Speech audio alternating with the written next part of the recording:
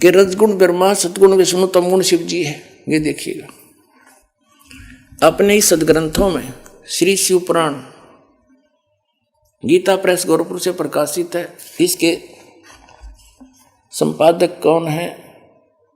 हनुमान प्रसाद पोदार।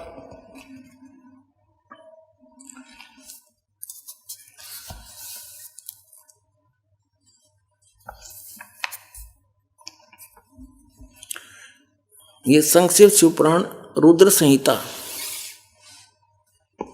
और संक्षिप्त शिवपुराण 110 पृष्ठ पर हम पढ़ रहे हैं। गीता प्रेस गोरखपुर से प्रकाशित मोटा टाइप। इस प्रकार ब्रह्मा, विष्णु और रुद्र इन तीन देवताओं में गुण हैं, यानी रजगुण ब्रह्मा, सतगुण विष्णु, तमगुण शिव। परंतु शिव गुणातीत माने गए हैं। वो शिव कौन है? ये इनका पिता है। ये वास्तविक रूप में नहीं आता, किसी कभी ब्रह्मा के रूप में आ जाता, कहीं विष्णु के रूप में। शिव पुराण में ये शिव के रूप में आया, जिस कारण से इसकी महिमा अलग से बनाई। अब इस कंसेप्ट को और क्लियर करते हैं कि इनसे अलग है उनका पिता। एक बार श्री ब्रह्मा जी और श्री विष्णु जी का आपस में झगड़ा हो गया, युद्ध हो गया। किस बात पे? ब्रह्मा जी कहता मैं तेरा पिता, विष्णु जी कहता मैं तेरा बाप। लट्ठम लट्ठा युद्ध हो गया शुरू। तो इस काल ने, इनके पिता ने, जो कहता मैं इनसे अलग रहता हूं, ये गुप्त रहता है, इसने ऊपर से एक स्तंभ छोड़ दिया, पिलर, लिंग पिलर का सफेद, इनके दोनों के बीच में खड़ा कर दिया एकदम, और बहुत लंबा चौड़ा, ऊपर तक लंबाई बहुत ज्यादा उसकी। इन्हें युद्ध बंद कर दिया, उसका और छोर खोजने में लग गए। फिर ये स्वयं आ गया अपने पुत्र शिव का रूप धारण करके, शिव रूप में। फिर इनको ज्ञान देने लगा। तो क्या बताता देखिएगा, ये शिव पुराण विद्वेश्वर संहिता और संक्षिप्त शिव पुराण 24 पृष्ठ पर। ये देखिएगा इनका बीच में जो स्तंभ खड़ा किया उसने, ये चित्र बना रखा है ब्रह्मा और विष्णु जी के बीच। फिर इनके बाद ये आ गया, प्रकट हो गया, इनसे बातें करने लगा। यहाँ पर 25 पृष्ठ पे ब्रह्मा और विष्णु ने पूछा, प्रभु सृष्टि आदि 5 कृत्यों के लक्षण क्या है, यह हम दोनों को बताइए। भगवान शिव बोले, युग काल आ गया शिव रूप में, अपने पुत्र के रूप में। मेरे कर्तव्यों को समझना अत्यंत गहन है, तथापि मैं कृपा पूर्वक तुम्हें उनके विषय में बता रहा हूं। यहां देखना अब 26 पृष्ठ पे ये क्या कहता है, पुत्रो तुम दोनों ने तपस्या करके प्रसन्न हुए मुझ परमेश्वर से सृष्टि तथा सतिथि नामक 2 कृत प्राप्त किए। ये तो दोनों हो गए, ब्रह्मा और विष्णु। फिर ये दोनों तुम्हें बहुत प्रिय हैं। इसी प्रकार मेरी विभूति स्वरूप रुद्र और महेश्वर ने, ये ने है मैंने, 2 अन्य उत्तम कर संहार और तिरोभाव मुझसे प्राप्त किए। अब से 2 गया, 2 थे ब्रह्मा विष्णु और 2 ये शंकर रुद्र और महेश्वर। 5वां यू बोलनिया जो शिव पुराण बोल रहा है। तो इससे क्या हो गया कि ये इनसे अलग है। ब्रह्मा विष्णु महेश, ये तीनों देवताओं में गुण है, ये इनसे न्यारा है। हो गया शिव पुराण से सिद्ध। ये 5वां अलग से है इनका पिता। चौथा ये रुद्र, तो 11 रुद्र अलग हैं, वो भी इसी की देन है, लेकिन वास्तव में 3 ही हैं ये, रजगुण ब्रह्मा, सतगुण विष्णु, तमगुण शिव। ये देखो हमारे सदग्रंथों में प्रमाण। मार्कंडेय पुराण गीता प्रेस गोरखपुर से प्रकाशित है। ये गीता प्रेस गोरखपुर से प्रकाशित है और ये यहां से प्रकाशित है। इसके 123 पृष्ठ पर ले चलते हैं आपको। 122 से प्रारंभ करते हैं। यहां पर मार्कंडेय जी ज्ञान बता रहे हैं। मार्कंडेय जी बोले, मुने, यहां तक हम इसके सामने लेते हैं, यहां पर आते अपने मतलब की बात लेते। रजोगुण प्रधान ब्रह्मा, तमोगुण प्रधान रुद्र और सतगुण प्रधान विश्वपालक विष्णु हैं। यही 3 देवता हैं और यही 3 गुण हैं। इति सिद्धम रजगुण ब्रह्मा है, सतगुण विष्णु, तमगुण शिव जी। और क्लियर कर पुण्यात्माओं, ये ऐसा जटिल बना रखा है अध्यात्म ज्ञान, 9 सूत उलझा दिया इन अज्ञानियों ने काल से प्रेरित होकर। कबीर साहब कहते हैं, एक शेर सूत, कच्चा धागा जो चरखे पर काचा करते हैं, कबीर साहब उसको सुलझा के कपड़ा बना करते थे। और किसी दुल्हाई का किसी भी बालक ने गलती से कोई छेड़छाड़ दिया, वो सूत उलझ जाता उसका धागा, तो सारा दिन लग जाता था उसको सुलझाने में। बेचारे को एक सेर सूत को 1 किलो को अगर टूट गया तो गांठ लगी तक जिसका कपड़ा बुनना है वो ले को नहीं, पैसे दे नहीं, सारा व्यर्थ गया। धीरे धीरे सुलझा गांठ भी नहीं पड़े, टूटे भी नहीं और सुलझ भी जाए। तो कबीर साहब कहते हैं उसमें कितना मेहनत और परिश्रम, कितना समय लगता है। इन अज्ञानियों ने काल प्रेरणा से, नकली संतों महंतों आचार्यों और शंकराचार्यों ने, गुरुओं ने अध्यात्म ज्ञान को ऐसा उलझा दिया इस काल प्रेरणा से कि 9 मन सूत उलझिया, ऋषि रहे झकमार, और सतगुरु ऐसा सुलझा दे उलझे ना दूजी बार।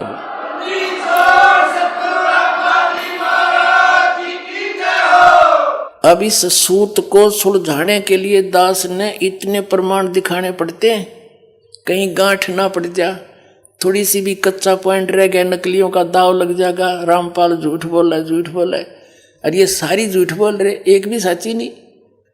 तो अब इनको ये कति कंडेम हो जाएंगे थोड़े दिन में, इनके पास स्थान नहीं रहेगा लोकने छिपने को।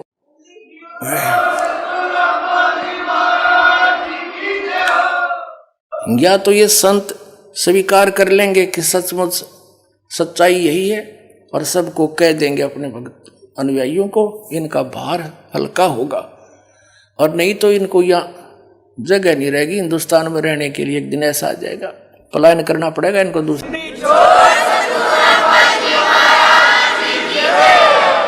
तो इस 9 मन सूत सुलझाने के लिए इतने एक बिंदु को क्लियर करने के लिए ढेर सारे प्रमाण दे करके फिर आगे बढ़ना पड़ता है।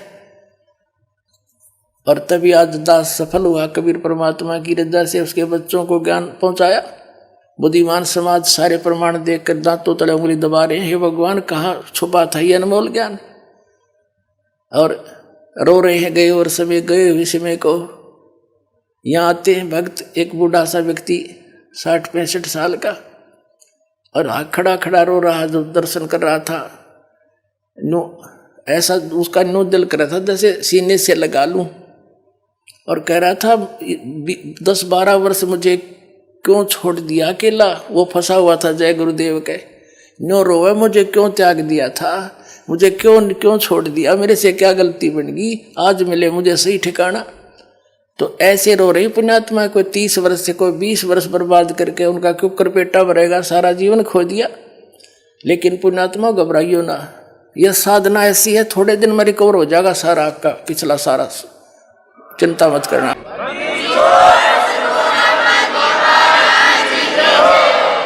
कबीर साहब कहते हैं जीवन तो थोड़ा है भला जब सत सुमरण हो, और लाख वर्ष का जीवन लेखद रहनी कोई।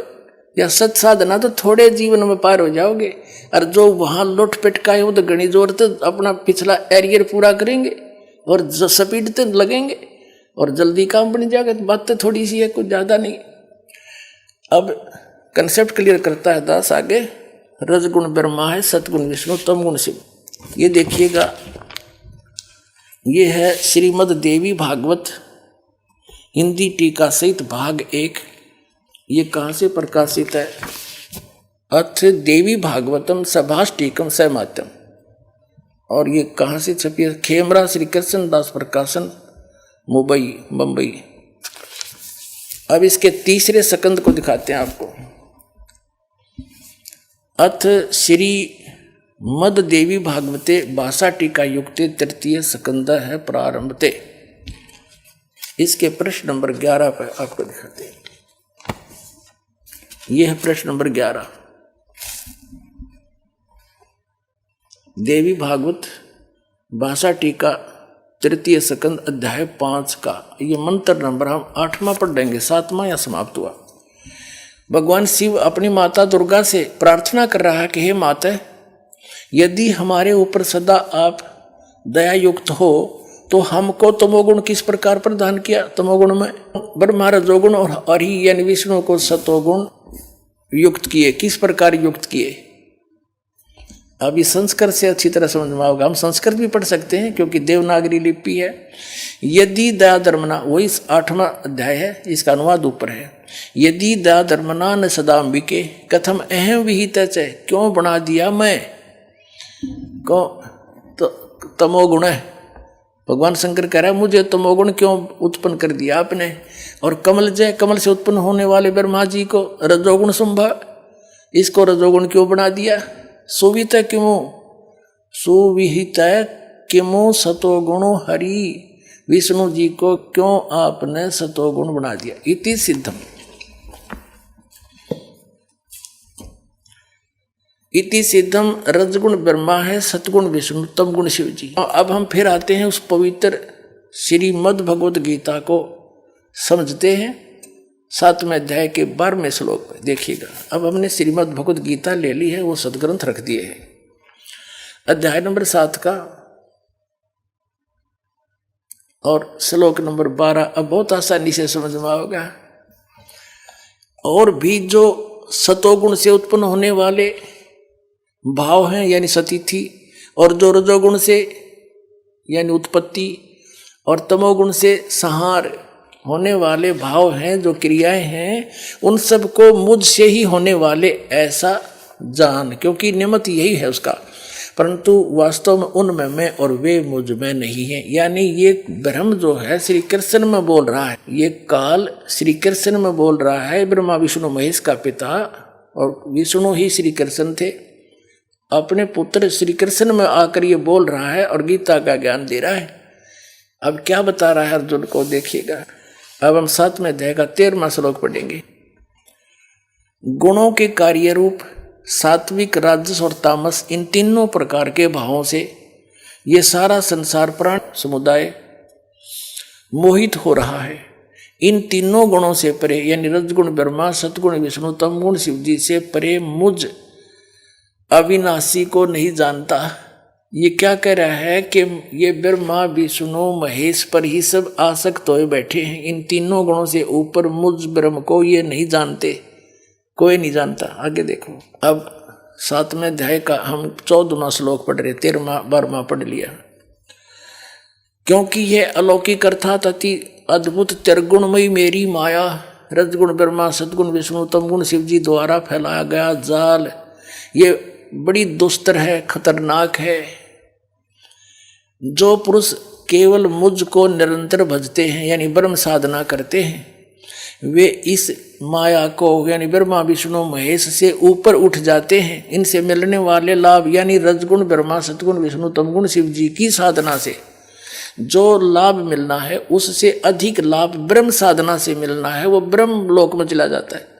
और विष्णु का उपासक विष्णु लोक में, शिव जी का उपासक शिव जी के लोक में, ब्रह्मा जी का उपासक ब्रह्मा जी के लोक में, दुर्गा जी का उपासक दुर्गा जी के लोक में, वहाँ जाके इनके मजदूर बनते हैं। थोड़े दिन देवपद, फिर 84 लाख योनि में तुरंत ही आ जाते। तो ये कहता है कि इनसे अधिक मेरा लाभ है मेरी भक्ति का, ये इन्हीं में उलझे पड़े। तीन त्रिगुण में माया बड़ी दुस्तर है, और जो इनसे हटकर मेरी साधना करता है ब्रह्म की, वो इनसे ऊपर उठ जाता है, उलंघ जाता है। फिर ये साधना नहीं करता, वो केवल ब्रह्म साधना करता है, ब्रह्मा विष्णु महेश की साधना नहीं करता। देखिए श्रीमद् भगवत गीता अध्याय नंबर 7 का श्लोक नंबर 14। क्योंकि यह अलौकिक अति अद्भुत त्रिगुणमयी मेरी माया, रजगुण ब्रह्मा, सतगुण विष्णु, तमगुण शिव जी बड़ा दुस्तर है, खतरनाक है, यानी इन पर आधारित व्यक्ति इन्हीं के जाल में फंसे रह जाते हैं, इन्हीं की साधना। जो पुरुष मुझ को यानी गीता ज्ञान दाता को भजते हैं, वे इस माया का उल्लंघन कर जाते हैं। और आगे देख 15वें में क्या कहा है, 7वें अध्याय के, माया के द्वारा रजगुण ब्रह्मा, सतगुण विष्णु, तमगुण शिव जी से मिलने वाले इस अक्षीणिक लाभ पर जो आश्रित हुए बैठे हैं, उनका ज्ञान हरा जा चुका है। यानी जो श्री ब्रह्मा, श्री विष्णु, श्री शिव जी यानी ब्रह्मा की पूजा करते हैं विशेषकर, और इनकी जो इन्हीं पर आश्रित हैं और किसी की सुनते हैं, इनकी बुद्धि हरी जा चुकी है, ये आगे सुनना पसंद नहीं करते, इनका ज्ञान हरा जा चुका है। देखिएगा, माया के द्वारा जिनका ज्ञान हरा जा चुका है, असुर स्वभाव को धारण किए हुए मनुष्यों में नीच और दूषित कर्म करने वाले मूर्ख मूढ़ लोग मुझे नहीं भजते, मुझको नहीं भजते। अब गीता ज्ञान दाता ब्रह्म है, श्री कृष्ण में प्रवेश करके बोल रहा है, इनका पिता है। ये कह रहा है कि ये जो केवल ब्रह्मा विष्णु महेश तक सीमित हो गया, आगे किसी की सुनने तैयार नहीं। ये राक्षस स्वभाव को धारण किए मनुष्यों में नीच दूषित कर्म करने वाले मूर्ख मेरी भक्ति भी ना करते। जब परमात्मा उनको सुनाने लगे, गुण तीनों की भक्ति में ये भूल पड़ो संसारे, कहे कबीर निज नाम बिना कैसे उतरो पारे। सर नमस्कार। नमस्ते सर जी। क्या नाम है आपका? राजेंद्र सोलंकी नाम है सर मेरा। जी कहाँ से आए हैं आप? जिला चित्तौड़गढ़ राजस्थान से आया हूँ सर। क्या जो आप नशा करते थे संत रामपाल जी महाराज से नाम दीक्षा लेने के बाद छोड़ा आपने? हाँ सर, रामपाल महाराज से मैंने दीक्षा ली।